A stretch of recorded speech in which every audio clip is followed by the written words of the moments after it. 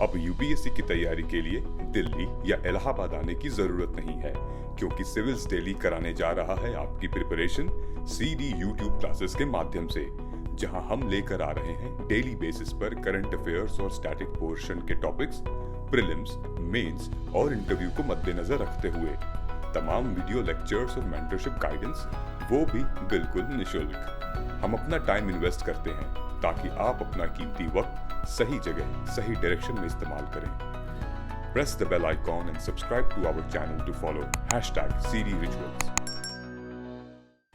नमस्कार दोस्तों, मैं हूं आद्या और स्वागत है आप सभी का सिविल्स डेली के daily current affair analysis program में, जहां हम बात करेंगे आज की कुछ खास खबरों की जो हमारे एग्जाम पर्सपेक्टिव रेलिवेंट है, इंपॉर्टेंट है। तो चलिए शुरू करते हैं आज की खबरों का सिलसिला। लेकिन उससे पहले देखते हैं कल का क्वेश्चन जो मैंने आपको दिया था कि what is the maximum period that shall not intervene. इसका सही आंसर है हमारा 6 मंथ्स। ओके, तो चलिए इसी के साथ उम्मीद करती हूँ आप में से काफी बच्चों ने सही दिया है और जिन्होंने आंसर नहीं भी लिखा है उन्हें यह आंसर मालूम हो, अगर नहीं तो जान जाइए क्या है इसका आंसर। शुरू करते हैं आज की खबरें। सबसे पहली न्यूज हमारी आज की जो इंपॉर्टेंट है वो है कर्नाटका में एक बिल पास हुआ है जिसका नाम है एंटी कन्वर्जन बिल से रिलेटेड। ठीक है, जीएस पेपर 2 का पॉलिटी का टॉपिक है। बिल्स जो है वो पूरा ही हमारा इंडियन कॉन्स्टिट्यूशन का पार्ट है। ठीक है, कभी भी कोई भी लॉ बनने से पहले आपको पता होगा कि बिल प्रोसेस होता है, बिल पासेज करनी पड़ती है, चाहे वो सेंट्रल लेवल पर हो या फिर स्टेट लेवल पर हो। ठीक है, तो ये जो बिल पास हुआ है एंटी कन्वर्जन बिल, इसका पूरा नाम है Karnataka protection of right to freedom of religion bill 2021। ठीक है, ये इसका पूरा नाम है। आप देख सकते हैं पॉइंट नंबर 2 में मैंने लिख भी दिया है, मेंशन कर दिया है।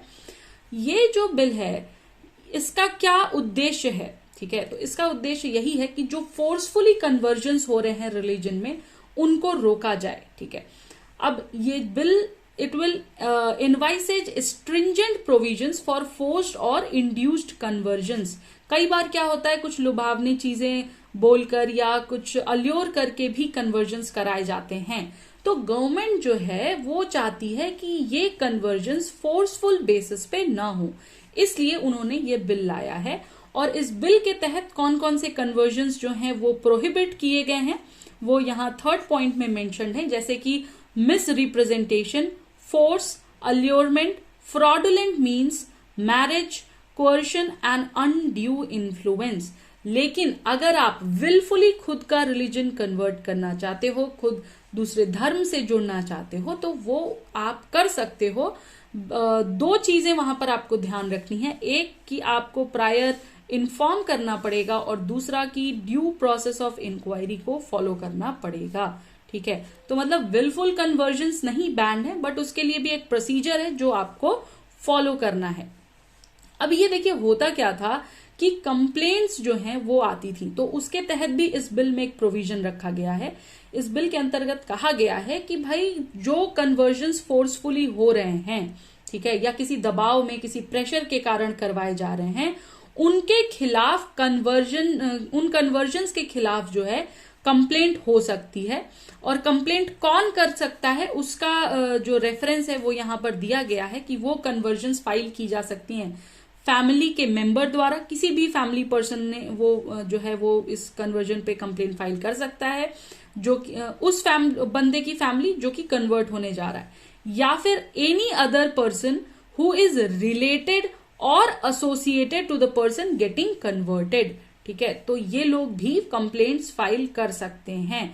बहुत सारे स्टेट्स ने एंटी कन्वर्जन लेजिस्लेशन पास किया है। आपसे मेरा क्वेश्चन आज का ये है कि आपको बताना है कि वो कौन सा सबसे पहला स्टेट था जिसने एंटी कन्वर्जन लेजिस्लेशन पास किया था। ठीक है, कौन सा वो स्टेट है जिसने सबसे पहले ये लॉ पास किया था, ये आपको मुझे बताना है कमेंट सेक्शन में लिखकर।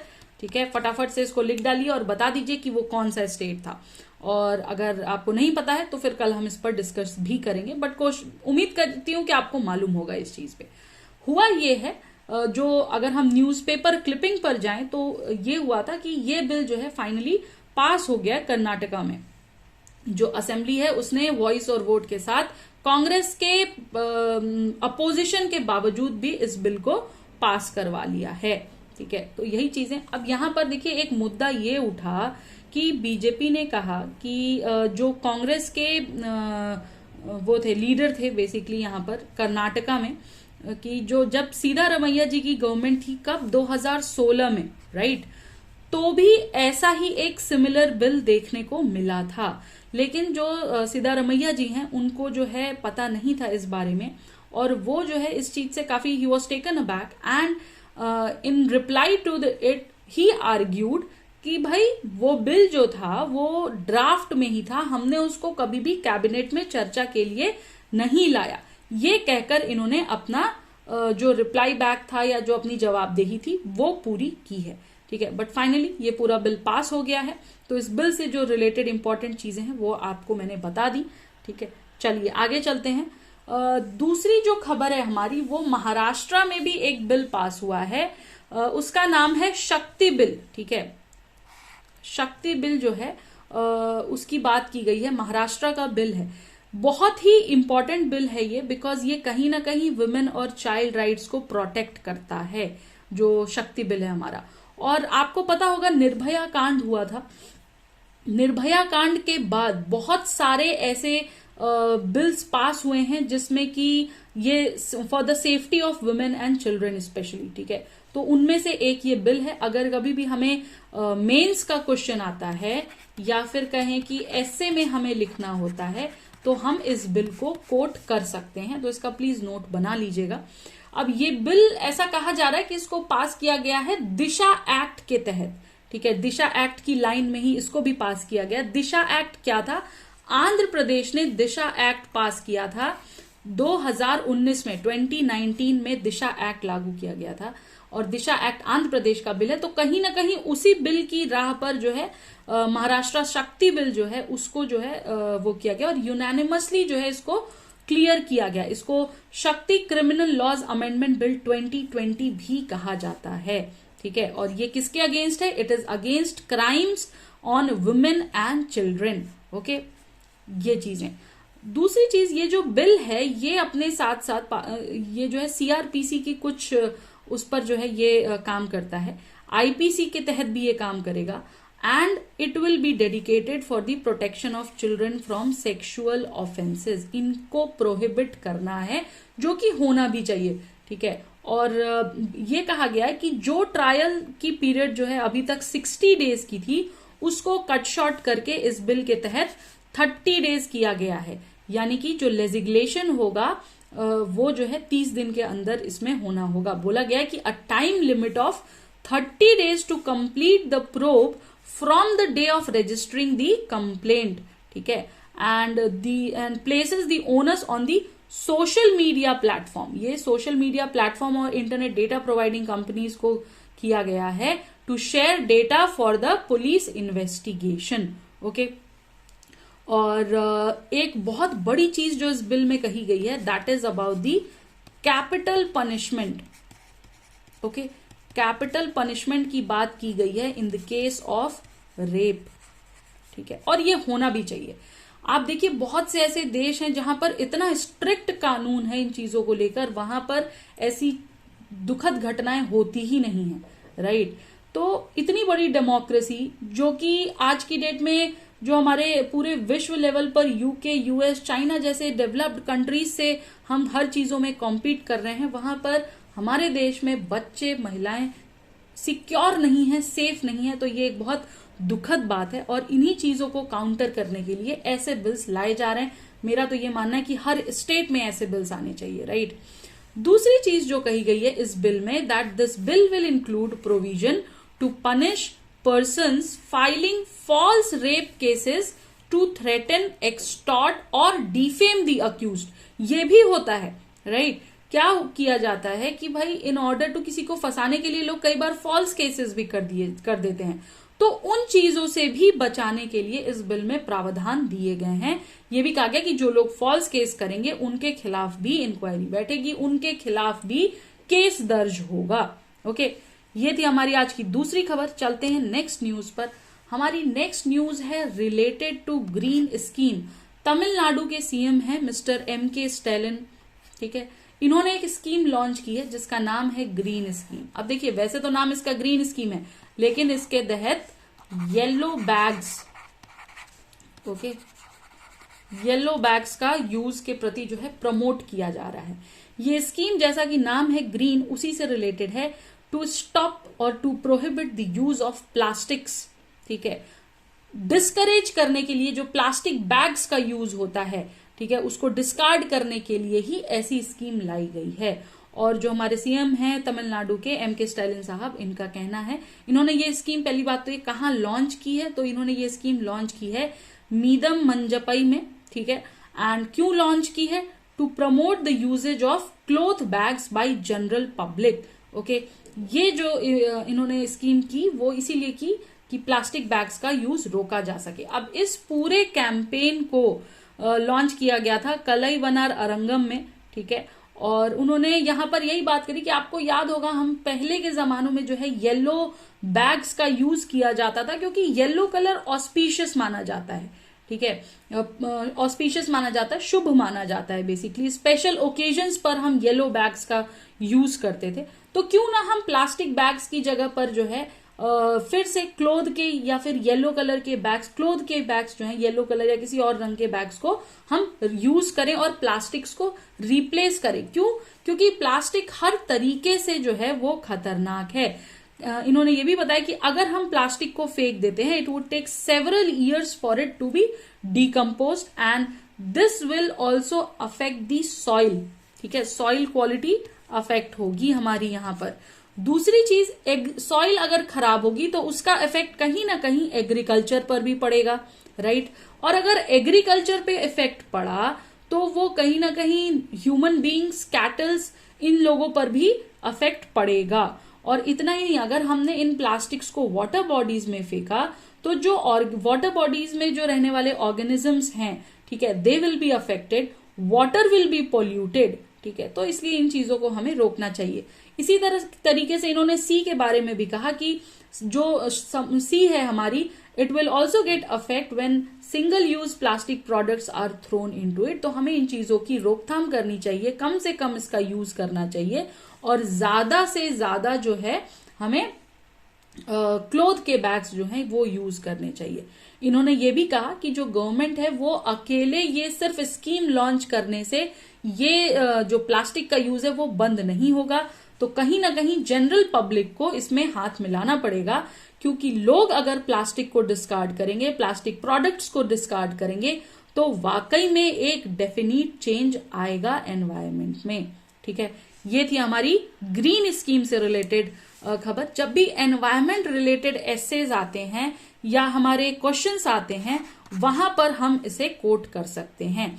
बताइएगा मुझे अगर आपको पता हो कि क्या ऐसी कोई और भी स्कीम है, any else scheme like this, do you know? Please comment section में लिखकर हमें बताइए क्या किसी दूसरे स्टेट में या सेंट्रल लेवल पर ऐसी कोई स्कीम चल रही है, ठीक है। आगे चलते हैं। हमारी नेक्स्ट न्यूज जो है वो हरिद्वार में हुए एक वायलेंट केस से रिलेटेड है, बट यहां पर न्यूज से ज्यादा इंपॉर्टेंट न्यूज में जो मुद्दा है वो है, देखिए कई बार क्या होता है, जो हम न्यूज़पेपर में पढ़ते हैं ना, वो टिपिकल पॉलिटिकल न्यूज होती है, उसका हमसे कोई नाता रिश्ता नहीं होता। एग्जाम्स के रिलेशन में अगर हम देखें, एग्जाम में जो कॉन्सेप्ट होता है वो इंपॉर्टेंट होता है। तो ये जो हरिद्वार की न्यूज है, इसमें जो कॉन्सेप्ट है हमारा वो है हेट स्पीच से रिलेटेड, जहां पर हेट स्पीच के तहत FIR लॉन्च की गई है under section 153A of IPC, ठीक है। हिंदुत्व लीडर थे यति नरसिंह नंद, ठीक है। उन्होंने जो है कहा है कि basically violence against Muslims and advocating militant Hinduism, उनकी वजह से थोड़ा सा ये दोनों ही चीजें वायरल हो गई हैं। ये कह सकते हैं कि उसको बढ़ावा दे दिया गया है। और उत्तराखंड की जो पुलिस है उन्होंने FIR फाइल की है किसके अगेंस्ट? वसीम रिजवी के अगेंस्ट, ठीक है। और जितेंद्र नारायण त्यागी के, और भी लोग इसमें इन्वॉल्व हैं, ओके। तो बेसिकली जो यहाँ पूरा मुद्दा है ना, ये सिर्फ एक वर्ड को लेकर के है, दैट इज हेट स्पीच। अब हेट स्पीच होती क्या है हमें ये समझना है। तो देखिए, वो वर्ड्स जिनका इंटेंशन कुछ ऐसा क्रिएट करने का हो जिससे एक दूसरे के प्रति हेट्रेडपन पे किसी पर्टिकुलर ग्रुप में या किसी कम्युनिटी में या किसी धर्म में या फिर किसी जाति में, तो उससे हम कहते हैं hate speech. Means it refers to words whose intent is to create hatred towards a particular group, that group में बी अ कम्युनिटी, रिलीजन और रेस, उसे हम हेट स्पीच कहते हैं। अब ये जरूरी नहीं है कि जो भी हमने कहा या जो वर्ड्स हमने बोले, ठीक है, इस मुद्दे के तहत, इस इंटेंशन के तहत, उस वर्ड का कोई डेफिनेट या कोई पर्टिकुलर मीनिंग, लिटरल मीनिंग होना ही चाहिए, ठीक है। लेकिन हाँ, ये हो कि वो ऐसे शब्द हों जिससे वायलेंस या फिर हिंसा जो है वो भड़कने में उसका कहीं ना कहीं योगदान हो, ठीक है, तो उनको हम हेट स्पीच कहेंगे। 267th रिपोर्ट जो थी हमारी लॉ कमीशन की भारत में, उसमें हेट स्पीच को कहा गया है that it is an incitement to hatred primarily against a group of persons defined in terms of race, ethnicity, gender, sexual orientation, religious belief and the like, ठीक है। इन groups के प्रति कुछ भी ऐसा कहा जाना जो आपस में लोगों के मन में ईर्ष्या भाव पैदा करे, हिंसा की भावना पैदा करे, वो हेट स्पीच होती है। सेक्शन 153A जिसके तहत FIR भी लॉन्च की गई है, और सेक्शन 153B ऑफ IPC जो है वो पनिश करता है ऐसी एक्ट्स के लिए जो आपस में एनिमिटी या फिर हेट्रेड फैलाने का काम करती हैं। और सेक्शन 295A जो है वो डील करता है with punishing acts which deliberately और with malicious intentions outrage the religious feelings of a class of persons. ये मुद्दा इंपॉर्टेंट है हमारा, कौन कौन से सेक्शंस हैं, कौन कौन से सेक्शंस क्या कहते हैं, ये इंपॉर्टेंट है। इतना ही नहीं बल्कि दो और सेक्शन है, 505(1) और 505(2). ये जो है ये they make the publication and circulation of content which may cause ill will और hatred between different groups, okay, and offences जो है ये क्रिएट करने में वो करते हैं, ठीक है। तो ये तीन जो हमारे सेक्शंस हैं हेट स्पीच से रिलेटेड है, और हेट स्पीच का मतलब क्या है वो इंपॉर्टेंट है क्योंकि मेंस में हेट स्पीच पूछ भी चुका है और पूछ भी सकता है। तो इसके लिए थोड़ा सा आप नोट बना लीजिएगा कि इसका मतलब क्या है और सेक्शंस कौन कौन से इससे रिलेटेड हैं, वो मैंने आपको समझा भी दिया है। चलिए आगे चलते हैं अगली खबर पर, जो कि टर्टल से रिलेटेड है। ऑलिव रिडले टर्टल जो है, आपको पता होगा यूपीएससी में इससे रिलेटेड क्वेश्चन आ चुका है, ठीक है। हुआ ये है कि इन टर्टल्स की मास टैगिंग हो रही है। एक मिशन चलाया गया जिसके तहत इनको टैग किया जा रहा है। साइंटिस्ट जो हैं वो उड़ीसा में ऋषिकुल्या रुकरी, ठीक है, इसके तहत इनकी कोस्ट पर जो है इनको टैग कर रहे हैं। और क्यों टैग हो रहा है? सो दैट जब ये माइग्रेट करेंगे ना तो इन्हें आइडेंटिफाई किया जा सके, और कौन कौन सी जगहों पर ये गए हैं वो भी आइडेंटिफाई किया जा सके। तो हमारा जो जूलॉजिकल सर्वे ऑफ इंडिया है, राइट, वो ये पूरा टैगिंग प्रोसेस कैरी आउट कर रहा है, जिसमें ऑलिव रिडले को जो है टैग किया जा रहा है 3 मास नेस्टिंग साइट्स पर। 3 मास नेस्टिंग साइट्स कौन कौन सी है? पहली है हमारी गाहिर माठा, दूसरी है हमारी देवी रिवर माउथ, और तीसरी है हमारी ऋषिकुल्या। और ये एक्सरसाइज जो है उड़ीसा में ही हो रही है। जनवरी 2021 से शुरू किया गया है इसको, और आप मानोगे नहीं बट 25 साल बाद जो है ये वापस से ये टैगिंग हो रही है, ओके। और अभी तक 1556 को टर्टल जो है टैग हो चुके हैं इसके तहत। अब बात यह है कि क्यों ये टैगिंग इंपॉर्टेंट है, क्यों कर रहे हैं? तो साइंटिस्ट का ये कहना है या रिसर्चर्स का ये कहना है कि हम जो है we are studying the path taken by the turtle. हम ये जानना चाहते हैं या हम उन पाथ्स को स्टडी कर रहे हैं जो कि इन ऑलिव रिडले टर्टल्स ने कवर किया है। If they keep coming to one nesting site for laying eggs and the number of sites they visiting over the years, मतलब पूरे अपने जीवन शैली में वो कितनी साइट्स विजिट करती हैं उसको देखने के लिए। ऐसा भी कहा गया है इस स्टडी में कि it would also reveal the inter रुकरी मूवमेंट, कि भाई एक रुकरी से कैसे ये दूसरी रुकरी में जा रही हैं, या अगर एक रुकरी में है तो वहां पर ही ये कैसे मूव कर रहे हैं, ठीक है। और जो माइग्रेशन पैटर्न है इनका वो रिकॉर्ड किया जा सके, ये मेन वो है।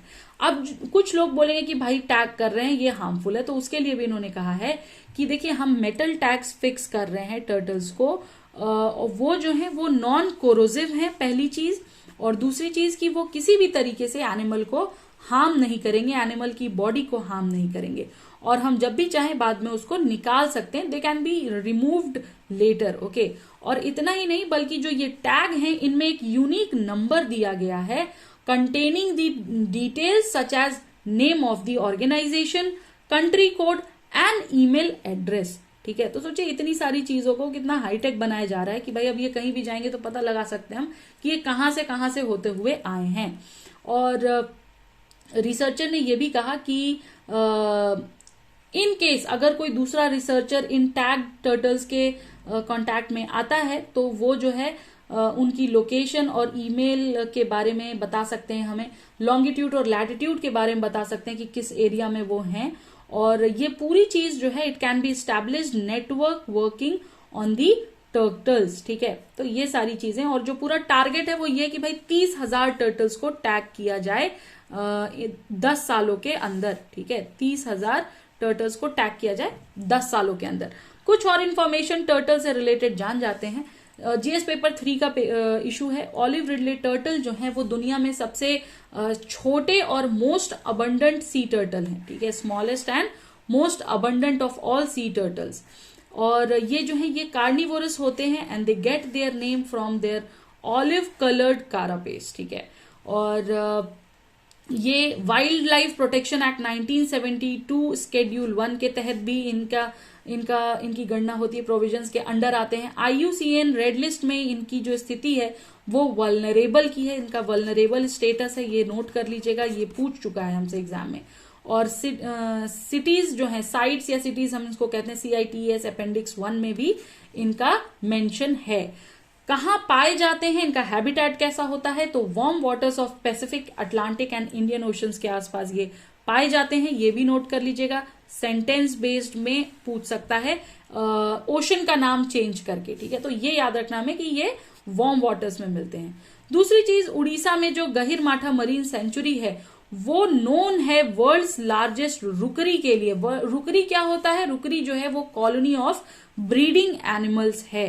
ठीक है, और इन टर्टल्स को थ्रेट है किससे, मरीन पोल्यूशन से, वेस्ट से, पोचिंग से इनको थ्रेट है, क्योंकि ये बहुत ज्यादा तादाद में एक्सटेंसिवली पोच किए जाते हैं for their meat, shell, leather and eggs. Okay, और ऐसा कहा गया है कि कई बार जो है इन पर इंजरी के मार्क्स भी देखे गए हैं, क्योंकि ये कई बार ट्रैप हो जाते हैं ट्रॉल्स या फिर गिल नेट्स के तहत। ठीक है, आई होप आपको समझ आ गया होगा यहां तक का पूरा। ओके, सो ये थी आज की मुख्य खबरें। आई होप आपको थोड़ा आइडिया लगा होगा, करंट अफेयर्स थोड़ा सा और क्लियर हुए होंगे। मैंने जो आपसे क्वेश्चंस पूछे हैं प्लीज उनका आंसर करके मुझे बताइएगा। ठीक है, और डेली #CD रिचुअल्स के तहत हम आपके लिए जो ये क्लासेस लेके आ रहे हैं, आई होप आप इनसे जुड़े होंगे। अगर नहीं जुड़े हैं तो प्लीज जुड़िए, फटाफट से हमें सब्सक्राइब करें और बेल आइकन को जरूर प्रेस करें, सो दैट जैसे ही ये लेक्चर्स लाइव हो रहे हैं आपको इनके बारे में पता चलता रहे। और वीकेंड्स पर जो है हम आपके लिए लेकर आते हैं कुछ खास, यानी कि ask me anything, topper stock, जहां पर आप टॉपर से जुड़ सकते हैं, एंड इसके अलावा डिकोडिंग यूपीएससी, जहां हम यूपीएससी की किसी न किसी थीम को उठाकर बात करते हैं। अभी तक जो है हमने मेंस आंसर राइटिंग पर बात की है, राइट, और भी 1-2 टॉपिक्स पे बात किया है। आगे आने वाले टाइम में देखिए क्या है आपके लिए खास इन सेशंस में। ओके, तो I hope you have liked the lecture, you have noted down the important details. Thank you so much guys for staying with us and watching us. Please do not forget to like, subscribe and share. Thank you. Jai Hind, Jai Bharat.